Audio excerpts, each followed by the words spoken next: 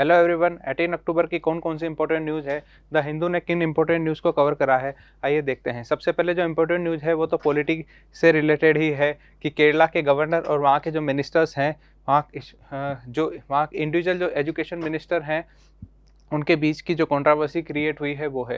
दरअसल इनका बीच का पर्सनल डिस्प्यूट क्या है हमारे लिए इम्पोर्टेंट नहीं है, पर केरला के गवर्नर ने जो स्टेटमेंट दिया है वो कॉन्स्टिट्यूशनली राइट है या गलत है, ये देखने की बात है। केरला के गवर्नर ने ये कहा है कि मैं मिनिस्टर्स को हटा सकता हूँ। ये ये बात केरला के गवर्नर ने कहा है कि स्पेशली उन्होंने जिसकी तरफ इशारा करा है वो उनके जो हायर एजुकेशन मिनिस्टर हैं उनको हटाने की बात करी गई है। लेकिन क्या कॉन्स्टिट्यूशन ने गवर्नर को ये पावर दे रखी है? जो मिनिस्टर्स को हटाने की पावर गवर्नर के पास है, नो डाउट, लेकिन गवर्नर की ये इंडिविजुअल पावर नहीं है।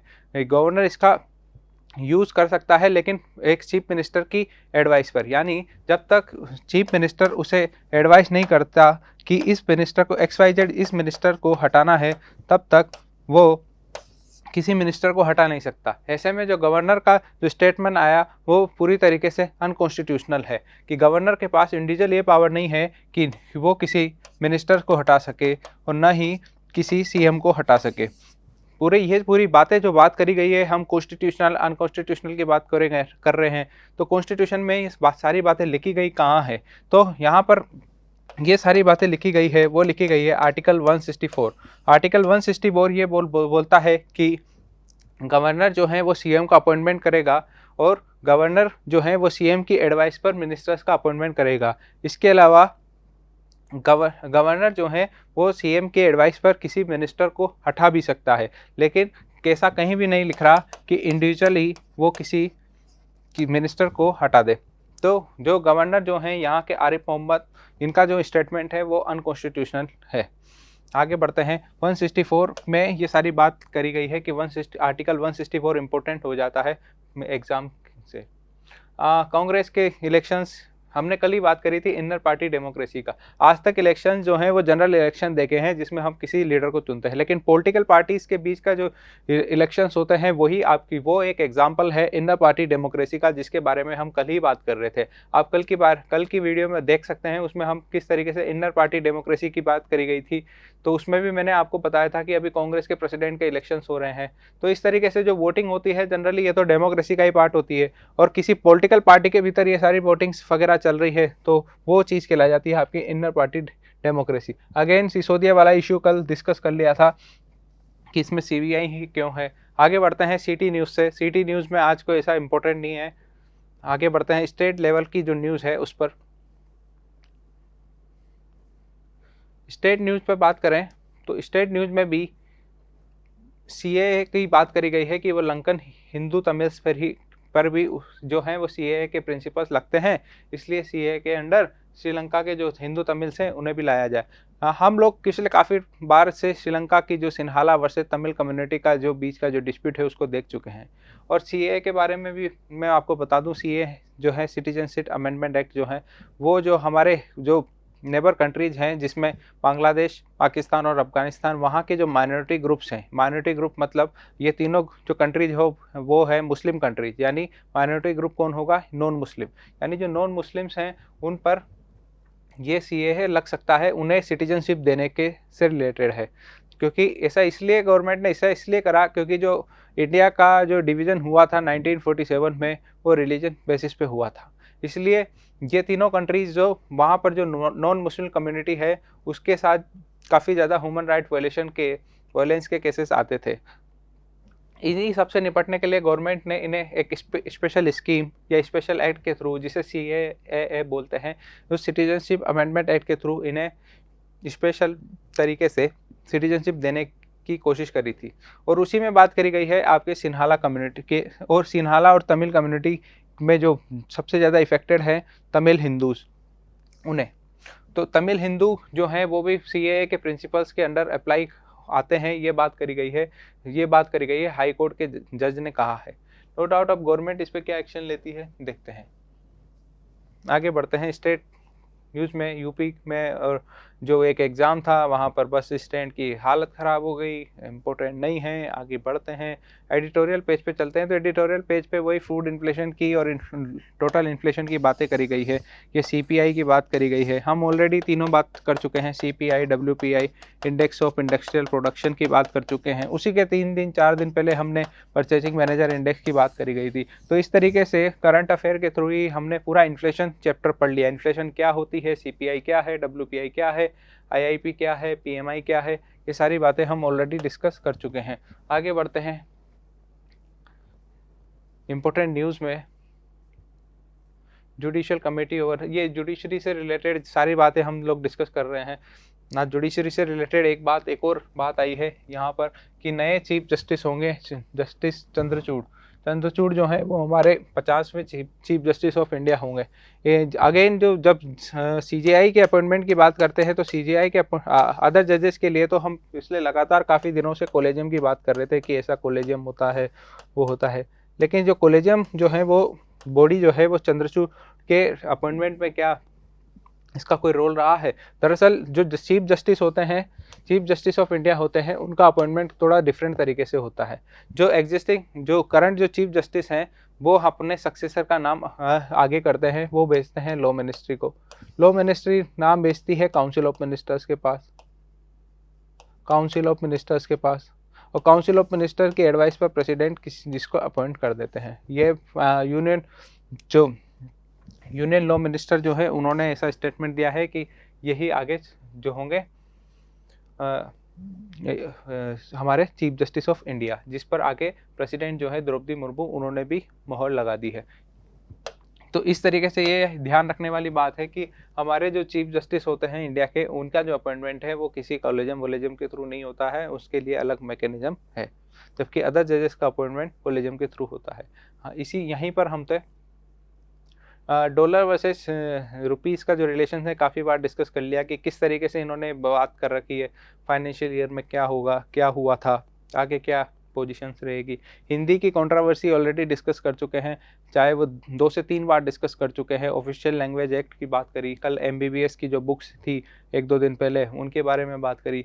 तो हिंदी के जो कंपोजिशन को रिलेटेड मैंने बोला भी था कि साउथ के जो स्टेट्स हैं नॉन हिंदी बेल्ट के, वो इसको अपोज करेंगे। उसी का एक अपडेट आया है कि इस तरीके से प्रोटेस्ट होना स्टार्ट हो गए हैं कि इंडिया को जो स्पेशली जो एजुकेशन सेक्टर और हेल्थ सेक्टर में जो हिंदी मीडियम को प्रमोट करा जा रहा है, उसके वजह से जो इफ़ेक्ट होगा नॉन हिंदी बेल्ट के स्टेट्स पे, तो वो उसका लगातार इसको अपोज कर रहे हैं। उसी की एक पिक्चर यहाँ पर आई है।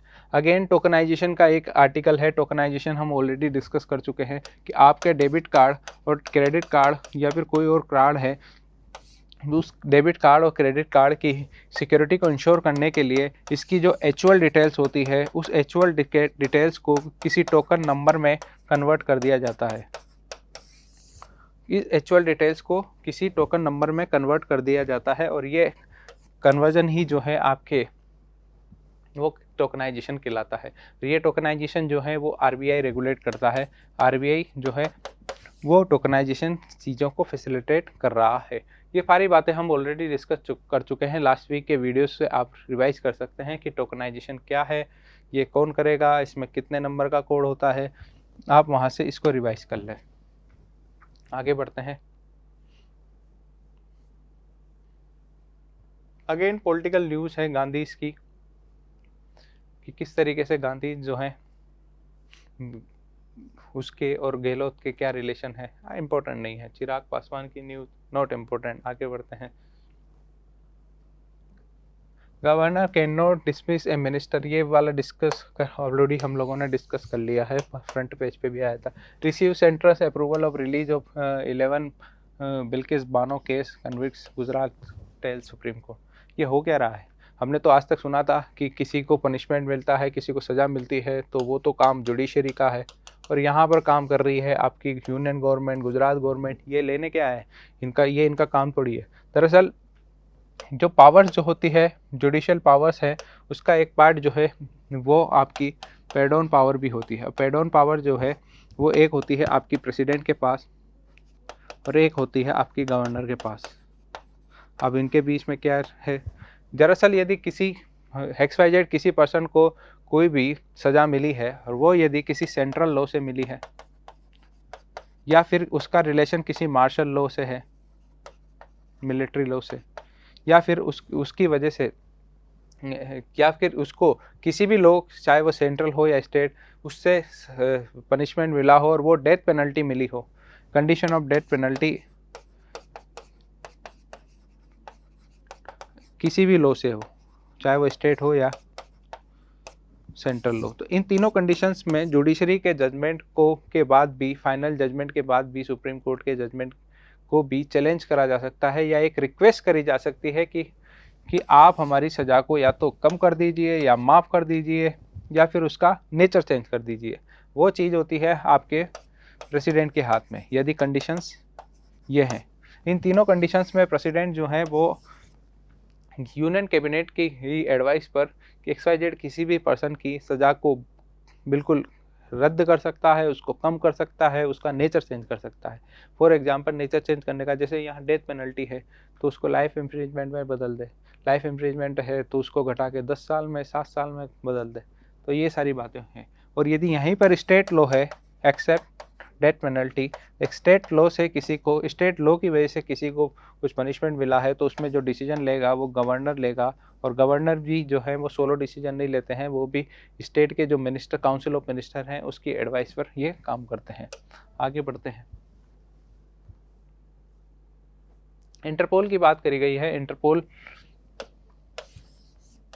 ऑलरेडी 1920 थ्रू उसकी एक मीटिंग होगी, दिल्ली में उसकी मीटिंग होगी, 4 साल में उसकी मीटिंग होती है, दूसरी बार मीटिंग हो रही है। ये सारी बातें हम डिस्कस कर चुके हैं। आप लोगों को वाकई में दोबारा रिकॉल नहीं कर पा रहे हैं तो आप पुराने वीडियो पे जाइए।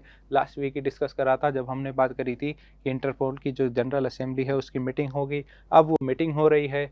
अब ये तो लगातार अपडेट आएगा, 3-4 दिन मीटिंग चलेगी। हमारे लिए इंटरपोल इम्पोर्टेंट था, जो हम ऑलरेडी डिस्कस कर चुके हैं। एक वर्ड जो आपको लिए थोड़ा अटपटा होगा वो होगा state sponsor terrorism. State sponsor terrorism मतलब फॉर एग्जांपल जैसे पाकिस्तान पर इंडिया जो है वो पाकिस्तान पर ये आरोप लगाता है कि वो स्टेट स्पॉन्सर टेररिज्म को प्रमोट करता है। यानी जब कोई कंट्री की गवर्नमेंट ही किसी दूसरी कंट्री में XYZ कोई भी दूसरी कंट्री में यदि कोई दूसरे कंट्री में वो टेररिज्म को प्रमोट कर रहे हैं डायरेक्टली या इनडायरेक्टली, यानी जब गवर्नमेंट ही किसी अपने दुश्मन देश में वहाँ की सरकार को, वहाँ के लोगों को टेररिज्म एक्टिविटीज़ के थ्रू परेशान करे या उन्हें टेररिज्म एक्टिविटीज़ को इनडायरेक्टली सपोर्ट करे, तो वही चीज़ जो है वो होता है स्टेट स्पॉन्सर। इनके पीछे जो हैं, जो टेररिस्ट होते हैं, उनके पीछे जो हाथ होता है वो किसी गवर्नमेंट का होता है, तो उसे बोलते हैं स्टेट स्पॉन्सर टेररिज्म। आगे बढ़ते हैं। इसी में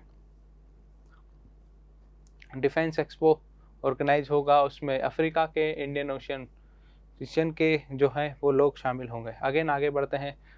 एक आया है आपकी फर्टिलाइज़र स्कीम आई है, one nation one fertiliser scheme. इसके पहले कई सारी ऐसी स्कीम आई है, हम लोग सुनते हैं वन नेशन वन इलेक्शन, अभी लागू तो नहीं हुआ लेकिन इन फ्यूचर देखते हैं क्या होता है। इसके अलावा one nation one ration card already implement है। अब आया है वन नेशन वन फर्टिलाइज़र। पूरे इंडिया में फर्टिलाइज़र के डिस्ट्रीब्यूशन को एक जैसा बनाने के लिए, और इवन गवर्नमेंट जो है आपको पता होगा कि फर्टिलाइज़र पे काफ़ी सारे सब्सिडीज़ देती है।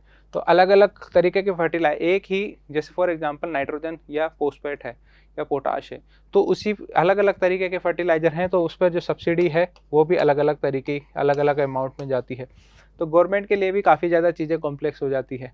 इसलिए ऑल पैन इंडिया लेवल पर फर्टिलाइज़र के डिस्ट्रीब्यूशन को यूनिफॉर्म बनाने के लिए ये ज़रूरी हो गया था कि फर्टिलाइज़र्स का एक कॉमन ब्रांड लाया जाए। इसीलिए अब यूरिया को बना दिया गया भारत यूरिया। और ये सारा मैं अपना मर्जी से नहीं बना रहा हूँ, ये सारा इस स्कीम की बातें बता रहा हूँ, भारत यूरिया। इसी तरीके से Bharat DAP, Bharat NPK, Bharat MOP potash, इस तरीके से। और ये पूरी जो स्कीम है वो है आपके मिनिस्ट्री, आपको लगेगा कि फर्टिलाइज़र तो एग्रीकल्चर में यूज होता है इसलिए वहाँ उसकी स्कीम होगी, तो ऐसा कुछ नहीं है। मिनिस्ट्री ऑफ केमिकल और फर्टिलाइज़र की ये स्कीम है, ministry of chemical and fertiliser की ये स्कीम है, जिसमें इन्होंने जो फर्टिलाइज़र हैं उसके जो उसको पैन इंडिया लेवल पर यूनिफॉर्म बनाया है, उसके नाम हैं Bharat DAP, Bharat urea, Bharat potash, MOP और भारत NPK।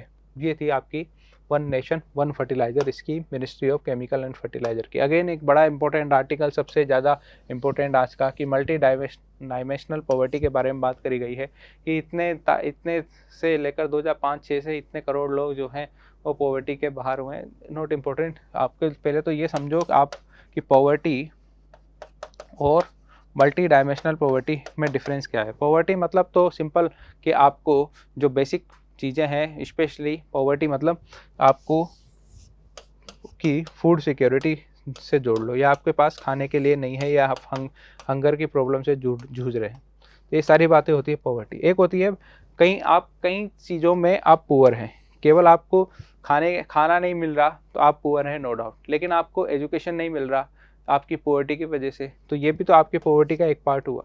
आपको प्रॉपर हेल्थ इंफ्रास्ट्रक्चर नहीं मिल रहा है, या आप जितनी आपकी हेल्थ जो बेनिफिट्स हैं वो नहीं उठा पा रहे हैं पॉवर्टी की वजह से, तो ये भी एक पॉवर्टी का ही पार्ट हुआ।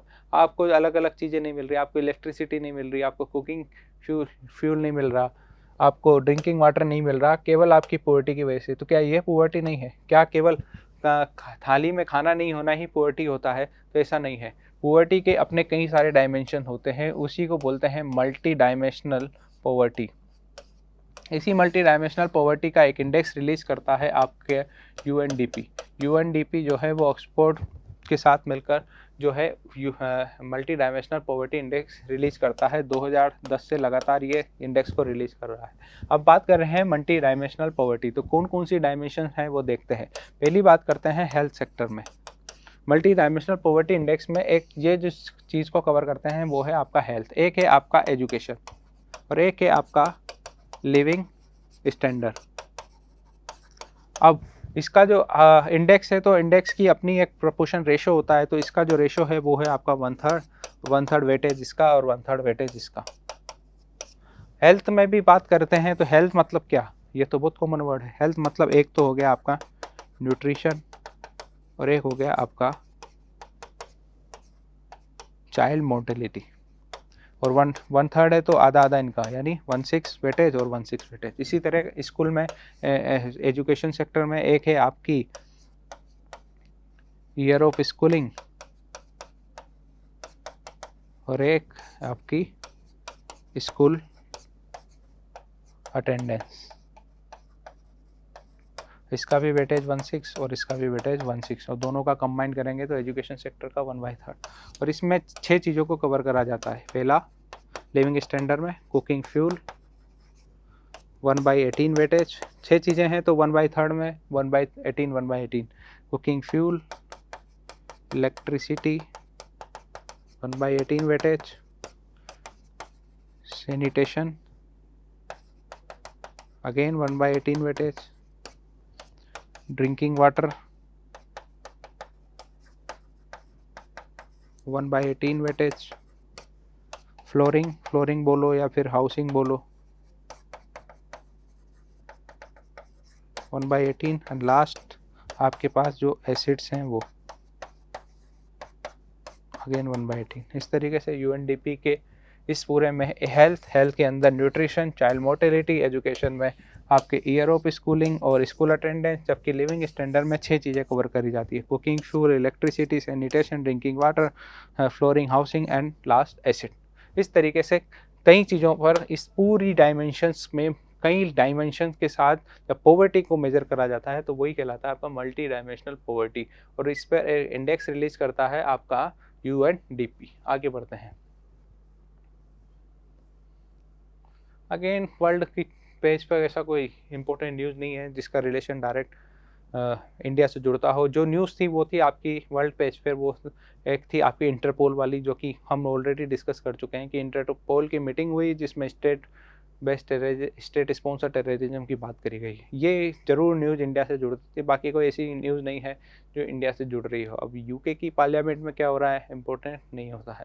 आगे बढ़ते हैं। बिजनेस पेज भी आज हमारे काम की ऐसी कोई न्यूज़ नहीं आई है। पेट्रोल डीजल के प्राइस बढ़ेंगे घटेंगे, क्या होगा कोई नहीं पूछेगा आपसे कि इतनी तारीख को